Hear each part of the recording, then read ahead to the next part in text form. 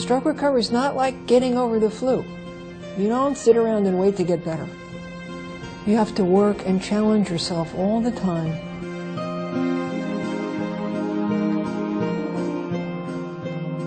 That's the work that I make God. I want to go back to normal life. I remember this one physical therapist telling me, you know, Mark, you need to train like you're training for the Olympics.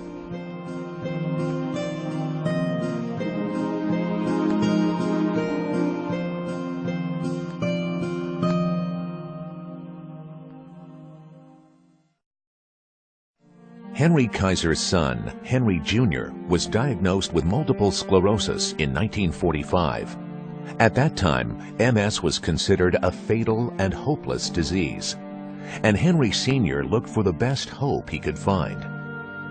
Kaiser was a man of action, building highways, dams, ships, always viewing, in his words, problems as opportunities in work clothes. When he read that an extraordinary team in Washington, D.C., Dr. Herman Kabat and physical therapist Maggie Knott, were using innovative approaches for individuals with multiple sclerosis and other disabling diseases, he immediately wanted to know more. He asked Sidney Garfield, the physician with whom he co-founded Kaiser Permanente, to investigate. Dr. Kabat was using a new medication. It wasn't a new medication. It was medication that had been used for a long time called prostigmine. It had been used for other purposes, but he was using it on multiple sclerosis patients and relaxed their spasm, and so they were able to move. Kabat and Knott also developed a new philosophy of practice and technique in physical therapy. Early after the diagnosis, they would use the techniques to facilitate movement and improve function. He had people walking who hadn't walked for years. Garfield put Henry Kaiser Jr. in the care of Herman Kabat and Maggie Knott, and Henry Jr. began steadily improving. Garfield was so impressed, he sent several of his physicians to learn more about the work Kabat was doing.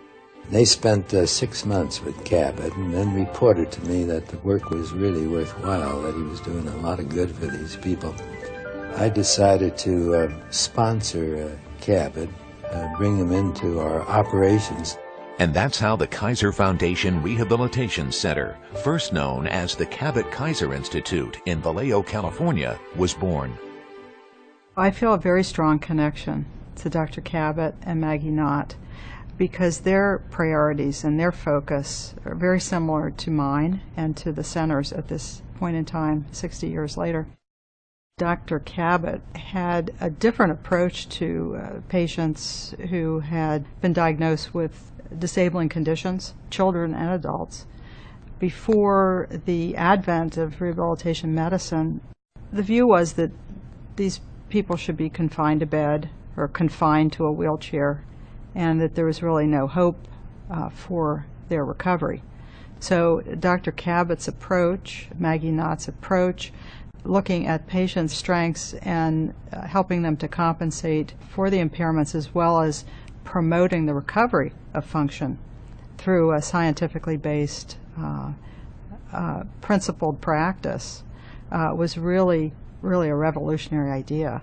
Our whole theory is one of maximal resistance, manual maximal resistance. We must get the patient to do as much as he possibly can through whatever range of motion he can participate. Well, certainly Maggie's functional approach was based, very strongly based, in Dr. Kabat's philosophical and scientific approach, which was building rudimentary function and then developing even more sophisticated function. Dr. Kabat's and Maggie Knott's outcomes really proved what we now today would say is the science of neuroplasticity. That is understanding that the brain has a great capacity to reorganize, I suppose we could say rewire itself. An early group of patients treated at the rehabilitation center were severely injured coal miners from Appalachia, brought to California by rail under special arrangement with the United Mine Workers Union. In Oakland, caravans of ambulances awaited, and Dr. Kabat welcomed some of the first. Prior to rehab, these individuals had no hope for participating in life's many activities. Eventually, many of them were able to get back home to fulfilling activities in every sector of life. Soon, patients with multiple sclerosis and mining injuries were joined by patients with a history of polio and other disabling illnesses and injuries. The program spread worldwide through clinical practice, training, and research. It was known as the Kabat method and proprioceptive neuromuscular facilitation, or PNF. Since 1947, KFRC has treated thousands of patients with acquired neurological disorders, trauma, neuromuscular, and orthopedic conditions. One of the United Mine Workers, Harold Wilson, had injured his spinal cord at age 21 in a mine cave-in that resulted in paraplegia. He became one of the first in a long line of spirited Vallejo patients to demonstrate what could be done once their rehabilitation was complete. After his time at the Kaiser Foundation Rehabilitation Center, Harold earned a degree in accounting and went to work for Kaiser Permanente as a financial analyst.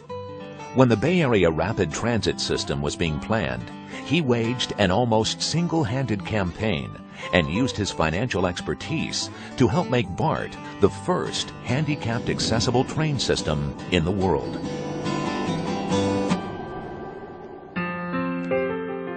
Shelley Bickoff, seen receiving therapy in 1950, was an avid tennis player when she contracted polio and was at the Kabat Kaiser Institute at the same time as the miners.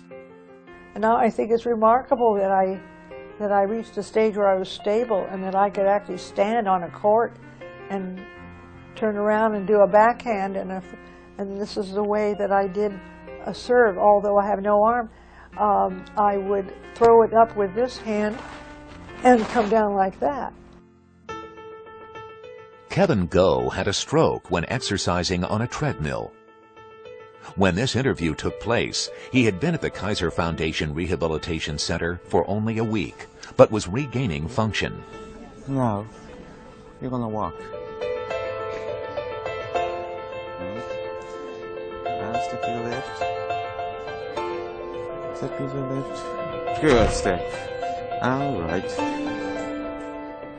They pushed me on the high level and tried to make me get better. I see I can improve a lot. Mark Wellman started mountaineering as a teenager.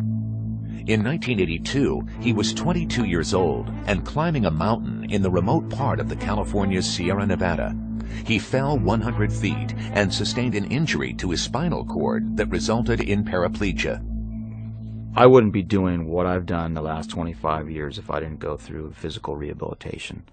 I mean, I really attribute that to my success today from what I've accomplished in the last 25 years. Climbing El Capitan twice, spending 13 days on Half Dome. What happened to me was a really negative thing at the time, fate worse than death. Turning that around into something positive, I mean, now I make my living as a speaker, an outdoor adventurer, equipment designer, do some film production work. You know, I took this tragedy and turned it into something very positive. After working in the business world while raising her family, artist Allison Shapiro had landed a dream-come-true job illustrating a children's book. Just as she started the project, she experienced 2 brainstem strokes in a 24-hour period, resulting in loss of motor control, slurred speech, and blurred vision. But while at the Kaiser Foundation Rehabilitation Center, she attempted to draw. And this was the best that I could draw. When I did this, I cried. I had no idea if I'd ever be able to paint again or finish that book. After months of hard work, Allison regained her fine motor control, created some sample drawings, and convinced the publisher and author to allow her to finish illustrating the book. In my personal experience of regaining function, the most important thing for me to remember is that the brain is very plastic, and it's able to rewire itself in ways that we really don't understand. Every day, every week, I'm seeing patients who come in with catastrophic events that really change their lives forever. And instead of that being a hopeless situation, there's reason for hopefulness, and people can improve. And they improve because of the scientific basis of what we do and of the persistence of continuing to provide therapy. The approaches of Dr. Kabat and Maggie Knott are the same approaches we're using today, and we are having the same excellent outcomes. And that's what's really gratifying about working here. I expected that rehab would fix me. What I learned was that rehab would teach me how to fix myself. And that's what's worth celebrating.